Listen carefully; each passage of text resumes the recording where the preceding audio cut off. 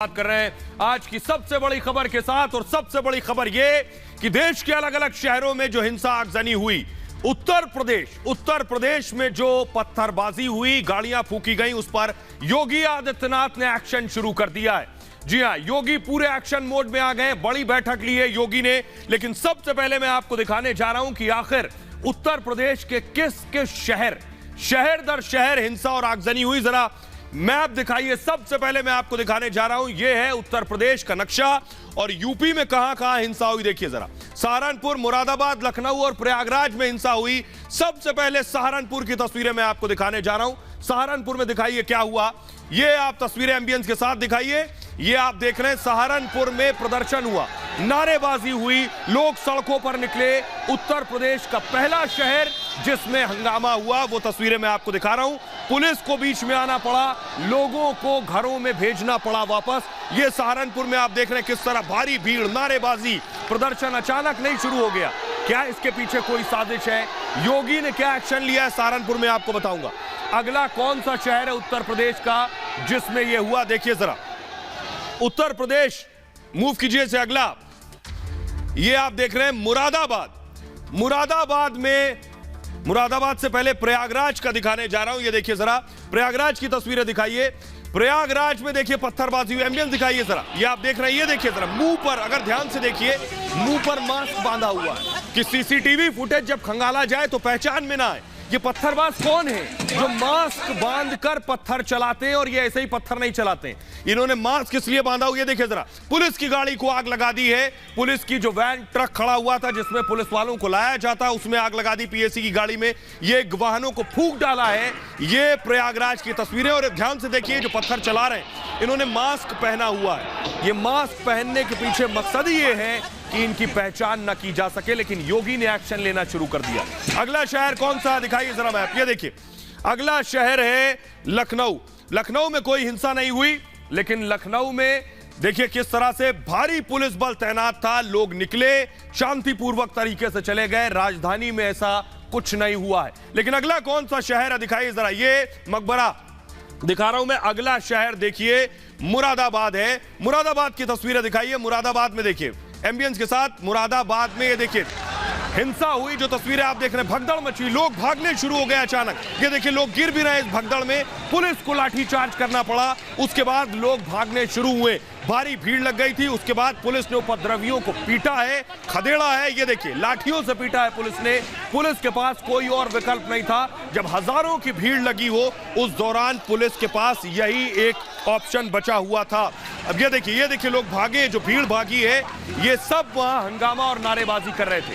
प्रदर्शन की इजाजत किसी ने नहीं ली थी। बिना इजाजत हर शहर में प्रोटेस्ट हो रहा था। नमाज पढ़ने की इजाजत थी, लोग गए, लेकिन उसके बाद जो प्रदर्शन हुए उस पर हंगामा बरपा है। आइए जरा मैं आपको सुनवाता हूं, प्रशासन को सुनिए। अवनीश अवस्थी क्या कह रहे हैं, जो कि अपर मुख्य सचिव हैं। प्रशांत कुमार क्या कह रहे हैं, जो एडीजी लॉ एंड ऑर्डर हैं। देखिए जरा उत्तर प्रदेश के हालात क्या हैं, उसके बाद आपको बताएंगे योगी ने क्या कार्रवाई की। पर्याप्त पुलिस बल सभी जनपदों में है। पर्याप्त जो है सतर्कता बरती जा रही है। लगभग अब सभी जगह शांति है। अगर किसी ने भी जो है अनावश्यक रूप से शांति व्यवस्था भंग करने का प्रयास किया है तो उनके विरुद्ध सख्त कार्रवाई की जाएगी। बहुत सारी जगहों पे जुमे की नमाज सख्त संपन्न हो चुकी है। कुछ जगहों पर वो समय के हिसाब से चीज़ें चल रही हैं और व्यापक पुलिस प्रबंध कराए गए हैं। लगभग 130 कंपनी पीएससी के डिप्लॉयड हैं और हमारे सारे अधिकारी और मजिस्ट्रेट्स लगातार भ्रमणशील हैं। पूरे जनपद मुरादाबाद में जुमे की नमाज बहुत ही शांतिपूर्ण रूप से संपन्न हुई और इसके लिए निश्चित रूप से सभी जनपदवासी जो सौहार्द आज इन लोगों ने बनाया है, इसके लिए हम सबको बधाई देते हैं। कहीं किसी तरह की कोई अफरी बात नहीं है। जामा मस्जिद के बाहर कुछ युवकों ने नमाज के बाद नारेबाजी की, जिनको समझा बुझा कर उनको घरों को भेज दिया गया है। तो इस तरह की कोई अप्रिय स्थिति नहीं है। और आइए अब आपको बताने जा रहा हूं, इस खबर के बाद योगी आदित्यनाथ नजर बनाए हुए थे। योगी आदित्यनाथ ने एक बड़ी बैठक ली है, अपने आवास पर योगी ने बैठक ली है। लेकिन योगी ने साफ कर दिया है कि कोई पत्थरबाज बख्शा नहीं जाएगा। योगी ने साफ कर दिया है कि हर पत्थर का हिसाब होगा। देखिए जरा योगी का एक्शन क्या हुआ है अब तक। ये आपके सामने ग्राफिक्स के जरिए योगी आदित्यनाथ ने हर तस्वीर पर नजर बनाए हुई रखी है। हिंसा को लेकर योगी ने सख्त रुख अपनाया है। जो कुछ उत्तर प्रदेश में हुआ है, उपद्रवियों के खिलाफ कड़ी कार्रवाई करो, योगी ने साफ कह दिया है। शांति भंग करने वाले कोई भी छोड़े नहीं जाएंगे, किसी को छोड़ा नहीं जाएगा। हर जिले के अधिकारियों से रिपोर्ट तलब कर ली है योगी आदित्यनाथ ने। सभी जिलाधिकारियों को कड़ी कार्रवाई के आदेश दिए हैं। सभी डीएम को सहारनपुर से 35 से ज्यादा आरोपी सहारनपुर से गिरफ्तार कर लिए गए हैं। हाथरस में 20 से ज्यादा अरेस्ट हो चुके हैं अब तक। प्रयागराज में 15 और अंबेडकर नगर में 25 गिरफ्तारियां हो गई हैं। अब तक 100 से ज्यादा आरोपी अरेस्ट हो गए। लगभग 109 गिनती बताई जा रही है जिनकी गिरफ्तारी यूपी में हो चुकी है। शहर शहर थानों से बाकायदा मॉनिटरिंग के आदेश दे दिए गए हैं। प्रयागराज में अतिरिक्त पुलिस फोर्स बाकायदा भेजी गई है। पुलिस हेडक्वार्टर से पूरे यूपी पर निगरानी की जा रही है। एडीजी, डीजीपी, मुख्य सचिव हेडक्वार्टर में लगातार सक्रिय है। इस वक्त प्रयागराज में एडीजी, आईजी, डीएम और एसएसपी घायल हुए हैं। खबर योगी तक ये पहुंची है। प्रयागराज में पुलिस पर देसी बमों से हमले की भी खबर है।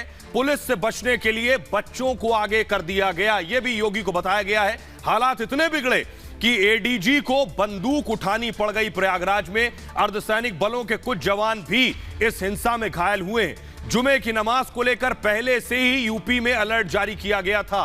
कानपुर में पुलिस हाई अलर्ट पर 12 कंपनी पीएसी तैनात की गई थी, आपको बताऊं, और कई संवेदनशील शहरों में फ्लैग मार्च भी किया गया। ड्रोन और दूरबीन से पुलिस लगातार निगरानी रख रही थी क्या चल रहा है। मेरठ में इंटरनेट पर भी पुलिस की पैनी नजर थी। इस दरमियान बरेली मस्जिदों के आसपास छतों पर निगरानी रखी जा रही थी। अलीगढ़ में भी भारी पुलिस फोर्स मौजूद रही। इस दौरान पुलिस की सतर्कता से ही हिंसा पर कंट्रोल हुआ है यूपी में, वरना साजिश क्या बड़ी थी। आइए अब आपको सुनवाता हूं मैं, सुनिए जरा समाजवादी पार्टी के सांसद शफीकुर रहमान बर्क क्या कह रहे हैं और डिप्टी सीएम केशव प्रसाद मौर्य क्या कह रहे हैं, सुनिए जरा। अब ये क्यों हो रहा है तो गवर्नमेंट को इसको भी सोचना चाहिए। ये बंद क्यों नहीं हो रहा, ये ना बंद होने की वजह भी यही है। ये क्यों इस पर कोई जिम्मेदारी से कोई कार्रवाई नहीं करते, उनके खिलाफ क्यों नहीं अरेस्ट किया, उनको क्यों नहीं बंद किया जेल के अंदर। हाँ, मुकदमा चलाएं उनके खिलाफ। भाई तुमने सारे मुल्क का माहौल बिगाड़ दिया। दो आदमी जो मुल्क का माहौल बिगाड़ सकते हैं तो उनके खिलाफ उनकी तो कोई कसूर नहीं जी। अब जो प्रोटेस्ट कर रहे हैं उनके खिलाफ कार्रवाई है। जो माहौल खराब करने की कोशिश करेंगे, जांच करके उनके खिलाफ कठोरतम कार्रवाई की जाएगी।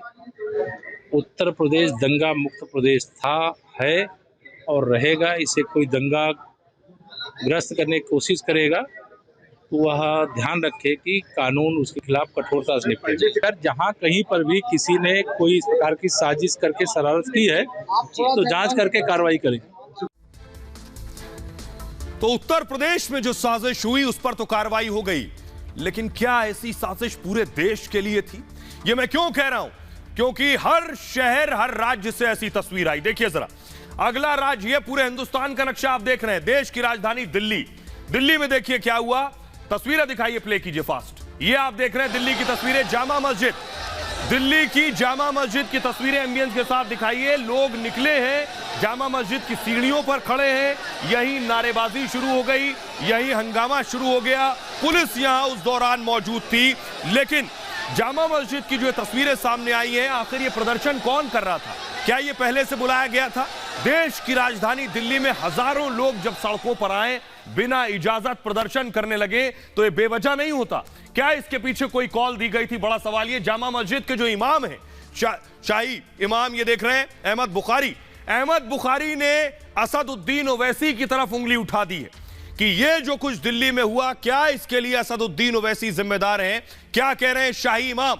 आइए आपको बताने जा रहा हूं। जो जामा मस्जिद के शाही इमाम हैं, उन्होंने कहा है कि उनका इसमें कोई रोल नहीं है। देखिए जरा, ये आप देख रहे हैं, शाही इमाम का कहना है जामा मस्जिद पर प्रदर्शन हमने नहीं बुलाया, मस्जिद समिति ने विरोध नहीं किया। यानी वो जो प्रोटेस्ट हो रहा था, मस्जिद समिति का उससे कोई ताल्लुक नहीं है। प्रदर्शन में कौन लोग थे, हमें इसके बारे में जानकारी नहीं है। और कल जब विरोध की योजना बनी थी, उन्होंने कहा, हमने साफ कहा था कि हम इसमें शामिल नहीं होंगे। उन्होंने कहा विरोध करने वाली भीड़ कौन थी, हमें नहीं पता। और लगता है विरोध करने वाले लोग ओवैसी के लोग हैं, उन्होंने यह कहा। अहमद बुखारी जामा मस्जिद के शाही इमाम हैं। आइए अब आपको सुनवाता हूं, सुनिए जरा दिल्ली की डीसीपी सेंट्रल दिल्ली की श्वेता चौहान क्या कह रही हैं, सुनिए। आज जैसे कि जुमे की नमाज होती है, फ्राइडे प्रेयर जो होती है इसके लिए वहाँ पे गैदरिंग थी। मस्जिद के अंदर करीब 1500 के लगभग लोग थे। जब ये प्रेयर ख़त्म हुई, नमाज ख़त्म होने के बाद कुछ लोग सीढ़ियों पर ही इकट्ठा हो गए और वहीं से ग्रुप बना के बाहर आए। बाहर कुछ लोग उनमें आके मिले, उन्होंने फिर कुछ प्लेकार्ड्स दिखाए हैं। प्रोटेस्ट बाहर किया गया है, लोग अंदर से इकट्ठा हो गया है, लेकिन प्रोटेस्ट बाहर की सड़क पर किया गया है। बिना परमिशन के किया गया था, तो इसमें लीगल एक्शन लेंगे। आइए खबरों में आगे बढ़ते हैं और अब आपको सिर्फ एक शहर नहीं, दिल्ली नहीं, अगला देखिए शहर कौन सा है, मैप दीजिए। ये हिंदुस्तान का नक्शा आ गया है। अगला शहर है देखिए झारखंड। झारखंड में सबसे ज्यादा खतरनाक तरीके से आगजनी और हिंसा हुई। विजुअल दिखाइए जरा, ये आप देखिए, ये देखिए सड़कों पर दौड़ रहे हैं, हंगामा कर रहे हैं, नारेबाजी कर रहे हैं और उसके बाद देखिए झंडों के साथ सड़कों पर उतर आए। प्रशासन संभालने की कोशिश करता रहा, कोई रुकने को तैयार नहीं था। सोचिए जरा, आग लगा दी, ठेले में आग लगा दी। बेचारा रोज कमाना खाने वाला कोई शख्स होगा, वो ये ठेला लगाता होगा, उसके ठेले में आग लगा दी गई। सोचिए क्या मंजर और आलम होगा। इस ठेले वाले की क्या गलती थी जिसके ठेले को जला दिया गया। हिंसा में, इस तरह की हिंसा में ऐसे ही बेगुनाह लोग चपेट में आते हैं। ये देखिए गाड़ियों में आग लगा दी, वाहनों में आग लगा दी, जो जहां मिला वहां आग लगा दी गई।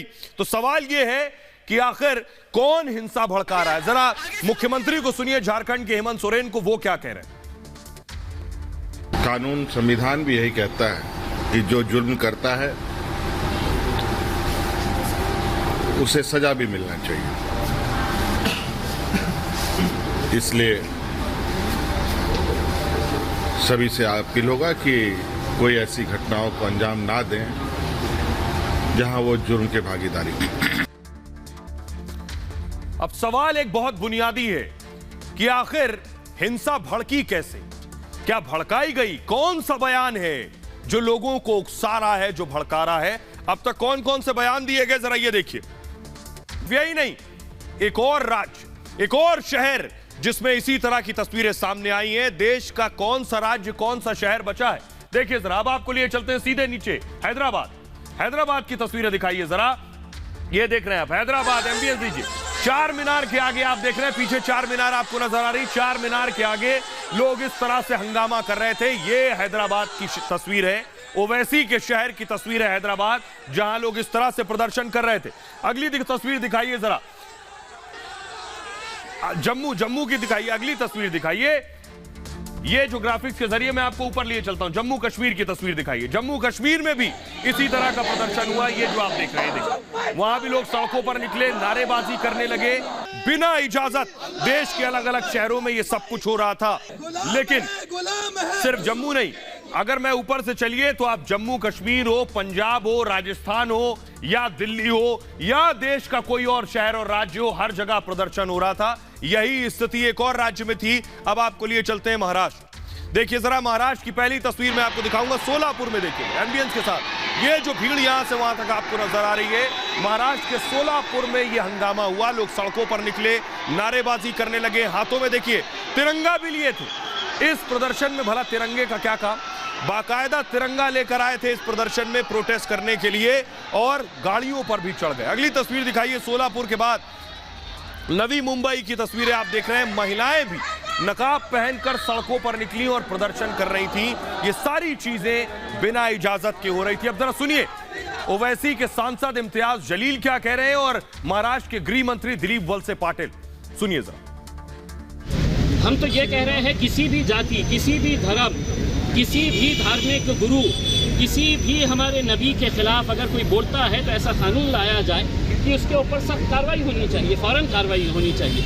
देश के अलग अलग प्रांतों में और महाराष्ट्र में भी मुस्लिम समाज के तरफ से एक आंदोलन किया गया, लेकिन मैं एक महाराष्ट्र को बताना चाहता हूँ, महाराष्ट्र में सब जगह परिस्थिति अभी पूरी कंट्रोल में है, शांत है। महाराष्ट्र के बाहर कुछ जगह कुछ गलत इंसिडेंट हुए हैं। अब एक बुनियादी सवाल यह है कि आखिर यह साजिश कौन रच रहा था। एक बुनियादी सवाल यह है आखिर इस सब के पीछे कौन है। मैप के जरिए मैं आपको दिखाने जा रहा हूं। देखिए जरा कहां से कहां तक ये पूरी साजिश रची गई। देखिए जरा, उत्तर प्रदेश कानपुर से जो शुरू हुई, कानपुर से जम्मू कश्मीर, क्या दिल्ली, हैदराबाद, महाराष्ट्र, झारखंड, राजस्थान और पंजाब से भी खबर आई। ये जो जाल आप देख रहे हैं प्रदर्शन का, क्या ये अपने आप हुआ या इसके पीछे कोई गहरी साजिश है? तो सवाल यह है कि आखिर हंगामे के पीछे है कौन।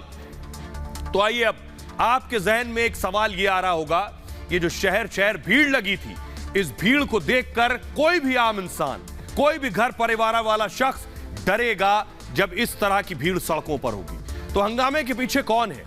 सवाल ये, कैसे शहर शहर एक साथ प्रदर्शन हुए? आपके जहन में भी यह सवाल होगा, क्या प्रदर्शन के पीछे कोई साजिश थी? जहन में यह भी आता है, क्या इसके पीछे किसी संगठन का हाथ है? और कैसे बिना इजाजत प्रदर्शन शुरू हो गए शहर दर शहर?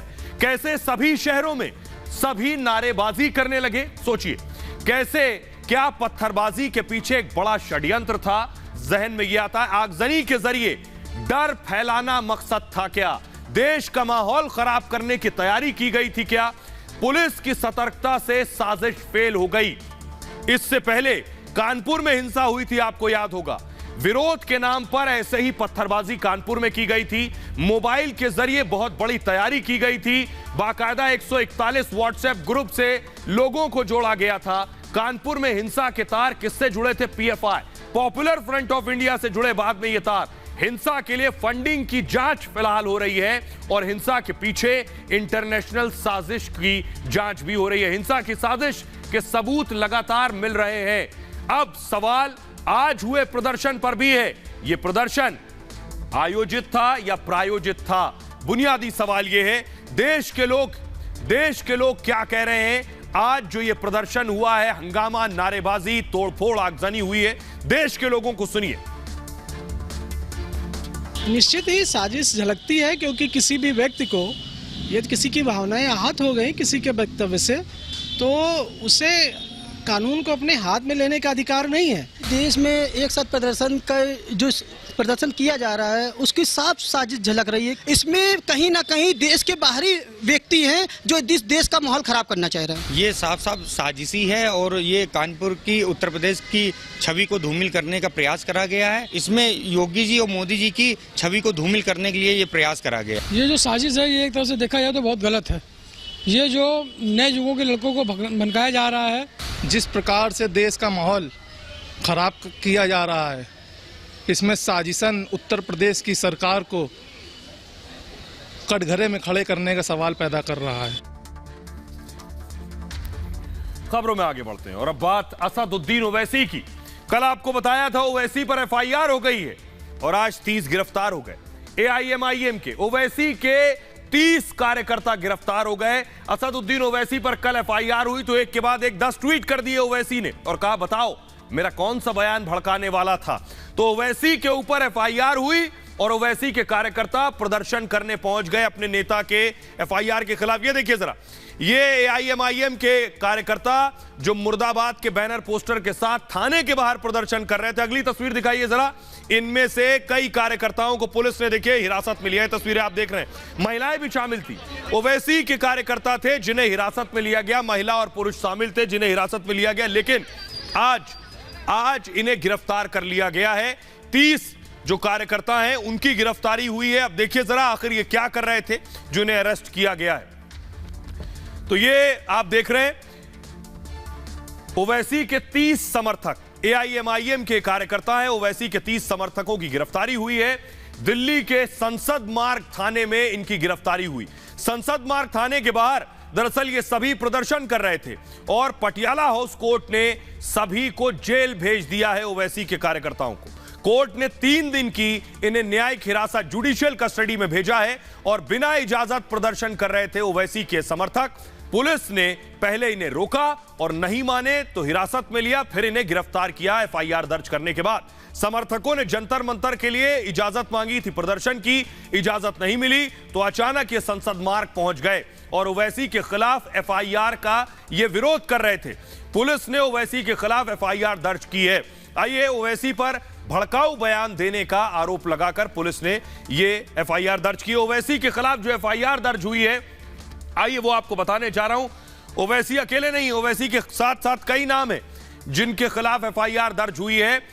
ओवैसी के साथ 2 एफआईआर दर्ज हुई। दरअसल उसमें कौन कौन है आपको बताऊंगा। पहले देखिए, दिल्ली पुलिस ने ओवैसी पर यह मुकदमा दर्ज किया है और ओवैसी पर भड़काऊ बयान देने का आरोप लगाया गया है। भड़काऊ संदेश पोस्ट करने का भी आरोप है ओवैसी पर। पुलिस ने 2 दरअसल अलग अलग एफआईआर दर्ज किए, एक नुपुर शर्मा पर और 31 बाकियों पर, तो कुल 32 एफआईआर दर्ज हुई हैं 2 अलग अलग मामलों में। इसको मूव कीजिए आगे। धारा 153 पूजा के स्थान पर गलत टिप्पणी, 153 के तहत 5 साल की सजा और जुर्माना है इस मामले में। इसके अलावा धारा 295 धार्मिक स्थल का मजाक उड़ाना इसमें शामिल है, जिसमें 2 साल की सजा, जेल और जुर्माना है। अगली धारा है धारा 505 2 समुदायों में जहर फैलाना शामिल है। इस मामले में एफआईआर दर्ज हुई, साल सजा, 2 साल जेल है और जुर्माना भी है इसमें शामिल। आइए खबरों में आगे बढ़ते हैं। ओवैसी के 30 कार्यकर्ता जो हैं अभी 3 दिन तक जेल में रहेंगे। अगली बड़ी खबर है, बड़ी खबर सियासत से है और दिलचस्प खबर है। आप सभी जानना चाहते हैं कि राज्यसभा का चुनाव हुआ, कौन जीता कौन हारा। तो सबसे पहले आपको दिखाऊं, बड़ा दिलचस्प चुनाव था। महाविकास अघाड़ी, जिसमें शिवसेना, कांग्रेस और एनसीपी का गठबंधन है, एमवीए को ओवैसी का साथ मिल गया है। आपको भी ताज्जुब होगा कि कांग्रेस शिवसेना के साथ असदुद्दीन ओवैसी आकर मिल गए। ये कैसे हुआ? पहले तस्वीरें देखिए, ये आपको दिखा रहा हूं मैं। एमएलए, कांग्रेस के एमएलए को देख रहे हैं। कांग्रेस के एमएलए जो वोट डालने पहुंचे, उन्हें एआईएमआईएम के एमएलए का साथ मिला है। पहली तस्वीर। अगली तस्वीर दिखाइए। अगली तस्वीर आप देख रहे हैं, ये शिवसेना के एमएलए, शिवसेना के एमएलए भी वोट देने के लिए पहुंचे राज्यसभा चुनाव के लिए। लेकिन देखिए जरा, कांग्रेस और ओवैसी कैसे साथ साथ आ गए हैं, ये अपने आप में दिलचस्प है।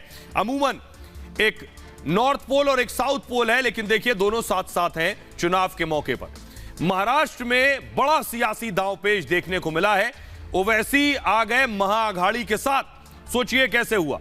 ओवैसी का कांग्रेस उम्मीदवार को समर्थन दिया ओवैसी ने, इमरान प्रतापगढ़ी को समर्थन का ऐलान किया और जिसका सीधा फायदा अब शिवसेना को मिलेगा। कैसे? क्योंकि अब उसके दोनों उम्मीदवार जीत सकते हैं। साथ ही साथ जबकि उसके पास एक उम्मीदवार जिताने के वोट थे, एमआईएम के सपोर्ट से 2 उम्मीदवार जीत जाएंगे। ओवैसी के समर्थन पर राज ठाकरे ने जरूर सवाल उठा दिए हैं। कहा है शिवसेना के हिंदुत्व का चेहरा बेनकाब हुआ है। राज ठाकरे का कहना है शिवसेना निजाम के वंशजों का समर्थन भी ले सकती है। राज ने ऐसे हमला किया है। महाराष्ट्र में राज्यसभा की 6 सीटों पर दरअसल मतदान हुआ है, लेकिन वोटिंग का मुद्दा चुनाव आयोग तक पहुंच गया है। और बड़ी बात यह है कि चुनाव आयोग अब इस पे आगे की तस्वीर साफ करेगा। तो यह बात हो गई महाराष्ट्र की। आज राजस्थान में भी वोटिंग हुई। सबसे पहले आपको दिखाते हैं राजस्थान में हुआ क्या खेल। तो देखिए जरा, राजस्थान में कांग्रेस एमएलए को देख रहे हैं जो बेचारे कई दिन से होटल में थे, आज वोट देने के लिए सीधे विधानसभा पहुंचे। सबसे पहले अशोक गहलोत को देख रहे हैं, मुख्यमंत्री वोट देने के लिए पहुंचे राज्यसभा चुनाव के लिए। अगली तस्वीर दिखाइए जरा, बीजेपी के विधायक भी पहुंचे वोट देने के लिए, ये आप देख रहे हैं। उसके बाद बीच में कुछ हंगामा हुआ होगा, लेकिन सवाल ये है ये वोटिंग की वजह से हुआ। बड़ा खेल क्या हुआ है राजस्थान में वोटिंग के दौरान, ये आपको बताने जा रहा हूं। किसने क्रॉस वोटिंग कर दी और किसने सारा खेल बिगाड़ दिया, देखिए जरा। तो ये है राजस्थान की स्थिति। राजस्थान में कांग्रेस 3 सीट जीत गई। जी हां, कांग्रेस को फायदा हुआ राजस्थान में। वासनिक, सुरजेवाला, तिवारी चुनाव जीत गए हैं। 3 सीटें कांग्रेस जीत गई। बीजेपी के घनश्याम तिवारी भी चुनाव जीते हैं और निर्दलीय उम्मीदवार सुभाष चंद्रा चुनाव हार गए राज्यसभा का। सुभाष चंद्रा को बीजेपी का तो समर्थन मिला था, लेकिन उन्हें उम्मीद थी क्रॉस वोटिंग की, लेकिन बीजेपी में ही क्रॉस वोटिंग भी हो गई। यही उनके लिए नुकसानदायक रहा। क्रॉस वोटिंग से चंद्रा की उम्मीदें खत्म हो गई राजस्थान में और शायद चंद्रा को हार का एहसास हो गया था पहले से, इसलिए वो काउंटिंग से पहले ही दिल्ली लौट गए। कहा राजस्थान से रिश्ता बना रहेगा, आते जाते रहेंगे। सुभाष चंद्रा हरियाणा से राज्यसभा सांसद रह चुके हैं इससे पहले, इस बार राजस्थान से दांव आजमा रहे थे। आइए सुनवाते हैं अब आपको अशोक गहलोत को, सुनिए जरा, और सचिन पायलट को क्या कह रहे हैं। अपना घर संभालना चाहिए क्योंकि भगदड़ मची हुई वहां पर है। इन्होंने जिस प्रकार से 30 उम्मीदवार खड़ा किया, उसको उनकी पार्टी के विधायकों ने लाइक नहीं किया। अनावश्यक हॉर्स ट्रेडिंग से दूसरा उम्मीदवार जीतने की क्या तुक थी। ये मतलब हालात पूरे प्रदेश में रिएक्शन है। अनावश्यक चुनाव करवा दिए, वरना चारों सीटें 3 हमारी, 1 बीजेपी आराम जीती थी। ऐसे एक्ट को कोई लाइक नहीं करता। कोई भी विधायक नहीं चाहता था उस पर कोई दबाव पड़े, और अब लगभग हर दल, हर पार्टी, हर राज्य में, हर चुनाव में ऐसा करने के लिए विवश हो गई है। ये परंपराएं पहले नहीं थी, लेकिन दुर्भाग्यवश ऐसी स्थिति पैदा हुई है पिछले 5-7 सालों में देश में कि अनावश्यक दबाव बनाया जाता है। तो बात महाराष्ट्र की हो गई, राजस्थान की हो गई। आइए अब आपको लिए चलते हैं, हरियाणा में भी आज वोटिंग हुई। लेकिन हरियाणा में ये देखिए, ये आप देख रहे हैं हरियाणा में दीपेंद्र हुड्डा को देख रहे हैं, जो कांग्रेस के, उनके घर के बाहर की तस्वीरें आप देख रहे हैं। ये देखिए पूरी बस तैयार है, विधायकों से भरी हुई। ये बस जा रही है विधानसभा, वोट देने के लिए पहुंची थी। कांग्रेस के एमएलए दीपेंद्र हुड्डा को देख रहे हैं, विक्ट्री साइन दिखा रहे हैं। अगली तस्वीर दिखाइए जरा। अगली तस्वीर आप देख रहे हैं बीजेपी एमएलए जो जब वोट देने पहुंचे उसके बाद की तस्वीरें आप देख रहे हैं। विधानसभा के अंदर की तस्वीरें मैं आपको दिखा रहा हूं। लेकिन हरियाणा में एक बड़ा उलटफेर होगा। जी हां, हरियाणा में एक अलग खेल हुआ, वो भी बताएंगे, लेकिन उलटफेर होगा, वो क्या हो सकता है ये आपको बताते हैं। देखिए जरा, हरियाणा में भी पेच फंस गया है राज्यसभा को लेकर। जी हां, चुनाव आयोग ने वोटों की गिनती फिलहाल हरियाणा में रोक दी है। बीजेपी की शिकायत पर यह गिनती रोकी गई है, और अजय माकन, यहां अजय माकन की किस्मत दांव पर थी। राहुल गांधी के करीबी अजय माकन, खबर है कि कांग्रेसी विधायकों ने यहां क्रॉस वोटिंग कर दी है। यह खबर है, क्रॉस वोटिंग मतलब माकन को वोट नहीं दिया है। यह हो गया खेल। ऐसे में निर्दलीय कार्तिकेय शर्मा चुनाव जीत सकते हैं हरियाणा से। कार्तिकेय शर्मा को बीजेपी का समर्थन भी हासिल है, और कई निर्दलीय विधायक भी कार्तिकेय शर्मा के साथ हैं। शर्मा का कांग्रेस बैकग्राउंड भी रहा है, और अगर कांग्रेसियों ने क्रॉस वोटिंग कर दी तो फिर माकन के लिए मुश्किल हो जाएगी, क्योंकि आपको बताऊं कार्तिकेय शर्मा के पिता कांग्रेस सरकार में मंत्री रहे हैं। आइए, एक और राज्य बचा है अभी, कर्नाटक। कर्नाटक में भी वोटिंग हुई राज्यसभा के लिए। राज्यसभा का चुनाव भी बेहद दिलचस्प नजर आ रहा है, जिस तरह से वोटिंग हुई है। तस्वीरें मैं आपको दिखा रहा हूं। सबसे पहले देखिए जरा, कर्नाटक की तस्वीरें आप देख रहे हैं। जेडीएस के विधायक रिजॉर्ट में थे। कुमारस्वामी ने अपने विधायकों को रिजॉर्ट में रख रखा था, और आज पहुंचे जब विधानसभा, ये देखिए इसी बस में पहुंचे हैं वोट देने के लिए। अगली तस्वीर दिखाइए जरा। अगली तस्वीर आप देख रहे हैं बीजेपी के विधायक कर्नाटक विधानसभा में, लेकिन यहां भी फंस गई जेडीएस। कुमारस्वामी ने बहुत तैयारी की थी कि विधायक इधर से उधर ना हो। उन्होंने कहा था कांग्रेस उनके विधायकों को फंसाने की कोशिश कर रही है, लेकिन देखिए क्या हुआ, जेडीएस अपना कुनबा नहीं बचा पाई। झटका ये लगा है, राज्यसभा चुनाव में जेडीएस बिखर गई, और उसके 2 उम्मीदवारों ने क्रॉस वोटिंग कर दी है। रिजॉर्ट में रखने का कोई फायदा नहीं हुआ। ऐसे में जेडीएस उम्मीदवार का जीतना अब मुश्किल हो गया है। वैसे भी जेडीएस के पास जीतने के लिए वोट नहीं थे, और दरअसल कर्नाटक में 4 सीटों पर चुनाव हुए हैं, और बीजेपी की 2 और कांग्रेस की 1 सीट पक्की है इन 4 में से। लेकिन चौथे के लिए जेडीएस, बीजेपी, कांग्रेस मैदान में थी।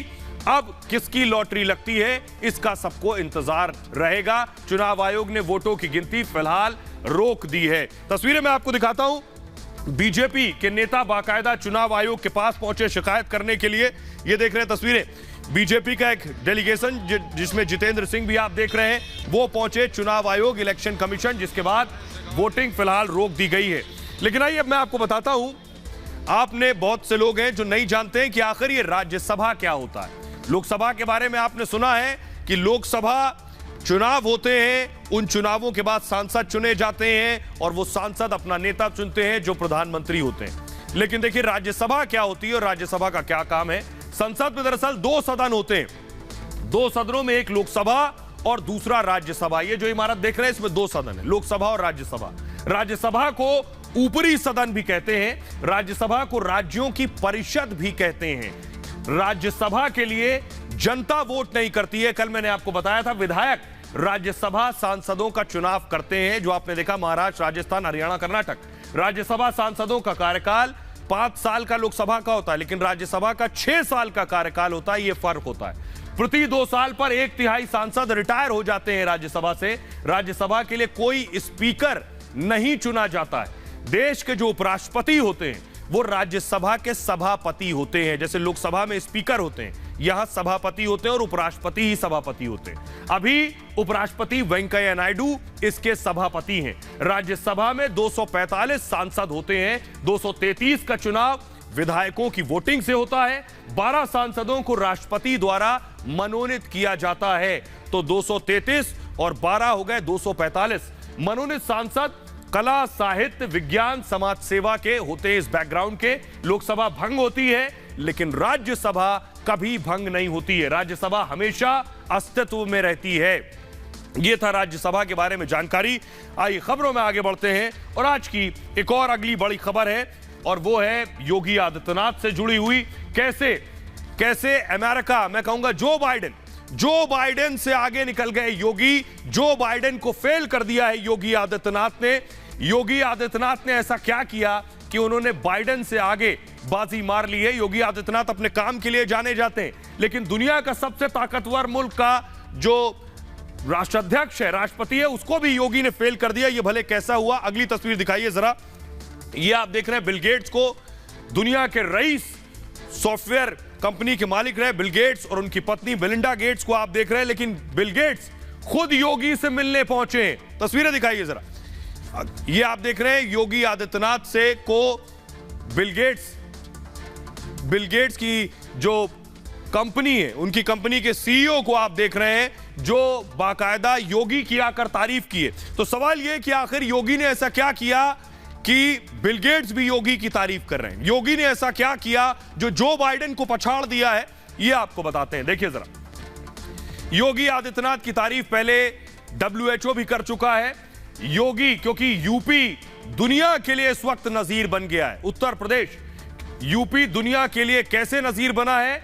यूपी ने कोविड प्रबंधन का रास्ता दिखाया है कि पूरे देश में, पूरी दुनिया में जब कोविड से लोग परेशान थे तो उत्तर प्रदेश ने रास्ता दिखाया। कोरोना प्रबंधन में उत्तर प्रदेश ने शानदार काम किया है।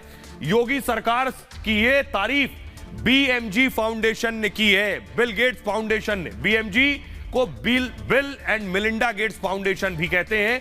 BMG के CEO मार्क सुजमैन ने योगी से मिलकर तारीफ की है। CEO की तस्वीर मैंने आपको दिखाई। BMG के CEO ने कहा भारत का कोविड प्रबंधन बेहतर था, लेकिन यूपी का कोविड जो प्रदर्शन सबसे शानदार रहा है। यूपी जैसा प्रबंधन अमेरिका भी नहीं कर पाया, उनका कहना था। आबादी के लिहाज से यह प्रबंधन अद्वितीय था, यह कहना है इस फाउंडेशन का। यूपी का सामाजिक परिवेश भी चैलेंजिंग था, यानी इस स्थिति में भी योगी ने कैसे संभाला, यह अपने आप में सबसे बड़ी बात है।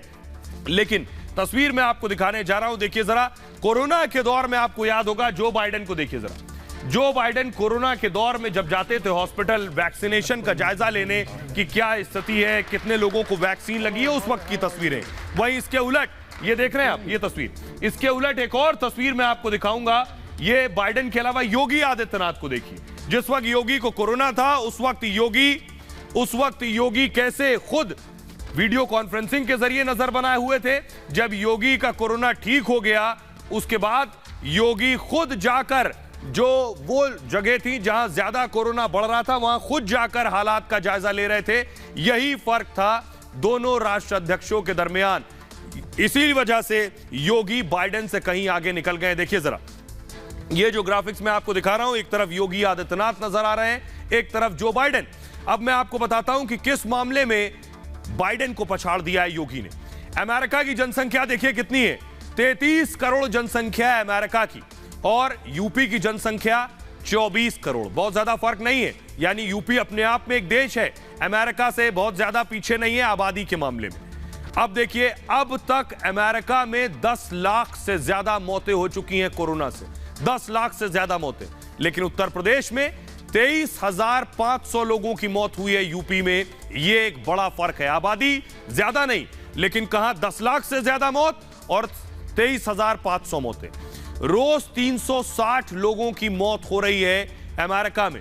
यूपी में कोरोना से इस वक्त कोई मौत नहीं हो रही है, पूरी तरह से कंट्रोल में है उत्तर प्रदेश में कोरोना। अमेरिका में देखिए 3 करोड़ 20 लाख कोरोना मरीज मिले हैं अमेरिका में, और उत्तर प्रदेश में 21 लाख कोरोना के केस सामने आए। सोचिए, 30 करोड़ से ज्यादा आबादी और 3 करोड़ 20 लाख यानी 10% मामले। उत्तर प्रदेश में 20 करोड़ से ज्यादा आबादी, 21 लाख मामले। अब आप रेशियो से अंदाजा लगा सकते हैं दोनों राज्यों में फर्क क्या है।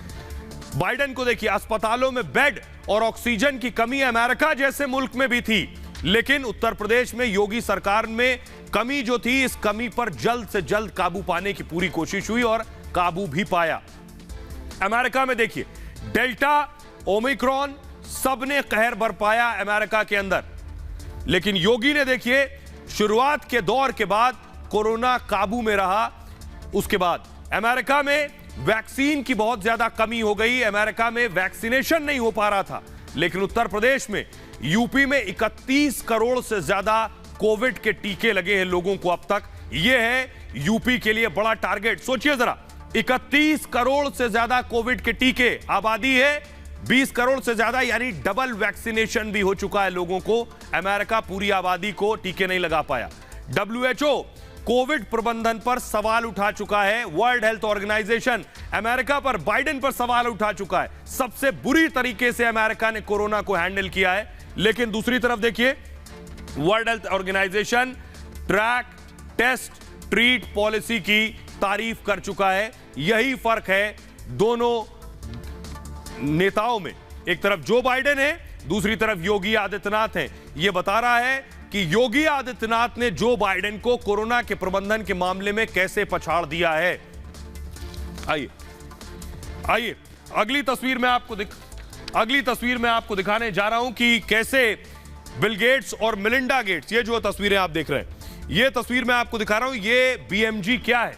ये BMG का काम ये है जिसने योगी आदित्यनाथ को इतना बड़ा प्रशंसा की है, योगी आदित्यनाथ को इतना बड़ा रिवॉर्ड दिया है, अमेरिका से बेहतर बताया उत्तर प्रदेश के हालात को। ये जो आप देख रहे हैं, ये है BMG। आइए आपको बताता हूं ये BMG है क्या, ये समझिए जरा।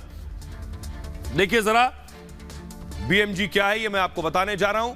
ये गैर सरकारी वैश्विक संगठन है और जो सामाजिक उद्देश्य के लिए काम करता है, शिक्षा, स्वास्थ्य और गरीबों पर फोकस करता है।